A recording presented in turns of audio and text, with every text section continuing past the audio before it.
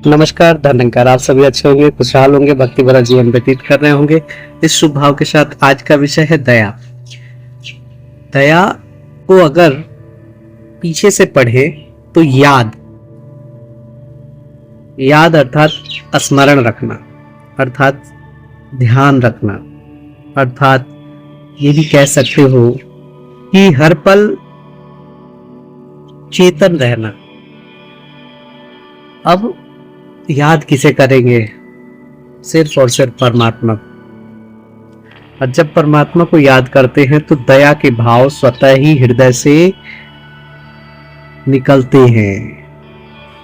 दया धर्म का मूल है। धर्म की परिभाषा भी तभी समझ में आता है जब मन में दया के भाव हो। और जो दयालु है वही परमात्मा की कृपा का पात्र है, क्योंकि महात्मा कहते हैं जीवे प्रेम करे जय जौन सही जौन से विचे ईश्वर, कि जो जीवों से प्रेम करता है, जीवों के लिए अपने भाव दया वाले रखता है, वही परमात्मा से प्रेम करता है और परमात्मा से प्यार करने का हकदार भी है। कहते हैं कि माता पिता को अगर कुछ करना हो तो उनके बच्चों से प्यार करें, बच्चों को प्यार दे। कहने के भाव ये है कि परमात्मा के द्वारा ही सारी सृष्टि का सृजन हुआ है और हम सभी परमात्मा के बच्चे हैं।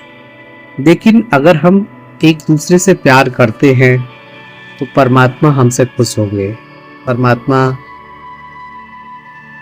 हमसे प्रसन्न होंगे, क्योंकि हमने उनकी बनाई हुई रचना से प्यार किया।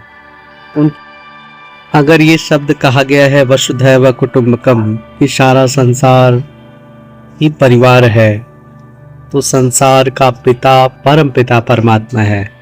और उनकी प्रेरणा से ही अगर उनकी तरह हृदय हो जाए, उनकी सोच अगर हमारे हृदय में बस जाए कि सारे संसार का सृजन करना, उसका पालन करना, फिर आवश्यकता पड़ती है उनका विसर्जन करना, अंत करना, तो ये परमात्मा की कृपा से है। हम सभी उस परिवार के सदस्य हैं। एक दूसरे को सम्मान देते हुए जीवन की यात्रा को तय करें। प्यारी साथ सके जी, प्यार से बोलिए धन्यकार।